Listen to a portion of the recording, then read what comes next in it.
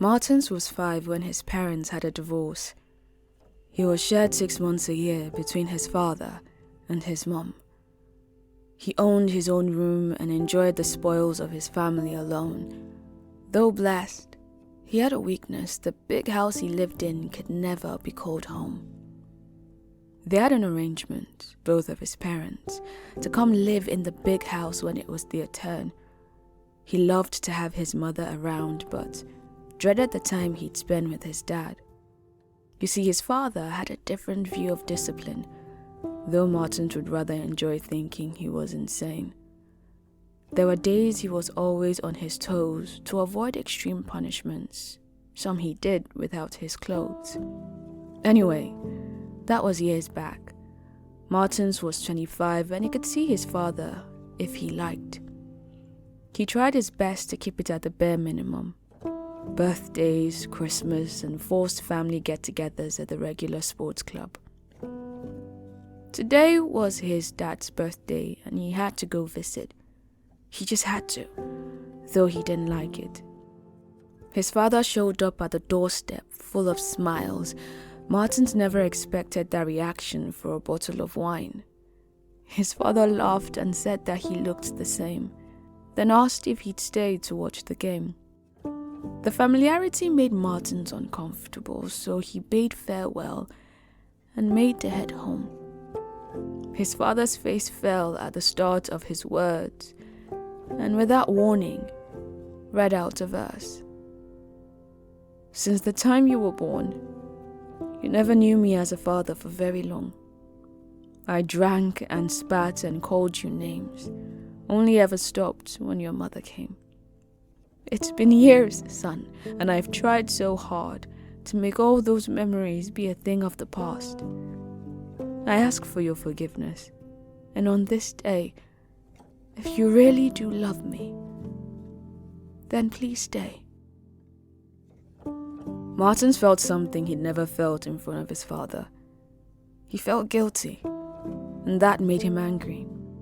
He wasn't the one who messed up the memories or treated anyone with any less dignity. If anything, he was the victim, so why make him out to be the villain? He left the house without a word and never visited for over 6 months. That was, of course, until he got the news. His father was dying and that got him confused. His father was just 58. Surely it had to be some sort of mistake. Unfortunately, he was in for a surprise. His father had long since suffered lung cancer. The sight of him tore Martins' heart out. The look in his eyes as misty as the clouds. Martins' father lay on a hospital bed, with white floors and white ceiling over his head. Even in his state, his father smiled, and that broke something inside him. It made Martins cry. Martins found himself beside his father night and day and would whisper to his unconscious father every day. "Since the time I was born, I never knew you as a father for very long. You drank and spat and called me names, only ever stopped when my mother came. It's been years, and you've tried so hard to make all those memories be a thing of the past. I already forgive you, Father, and on this day, if you really do love me, then please stay." He felt a fresh bout of shame when he saw how much his father was in pain.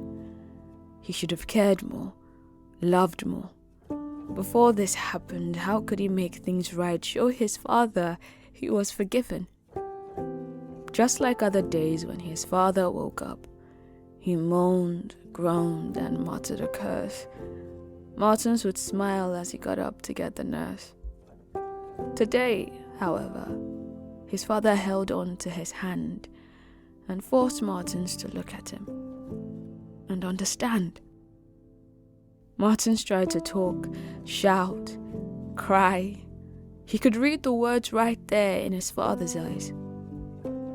"Since the time you were born, you never knew me as a father for very long. I drank and spat and called you names, only ever stopped when your mother came. It's been years, son, and I've tried so hard to make all those memories be a thing of the past. And now that I know that I am alone, my very last wish is that you let me go.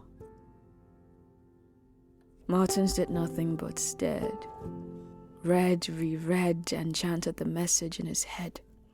How could his father think like that? Think he would just let him die?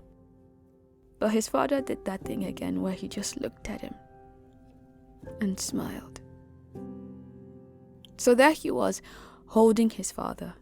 Neither of them could utter a word. It was the world's fastest countdown.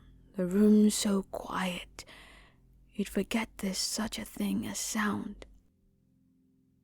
He watched his father's eyelids flutter and felt his father's grip falter. Before he'd caught himself, he'd started to weep. In the deafening silence, the monitor beeped its last beep.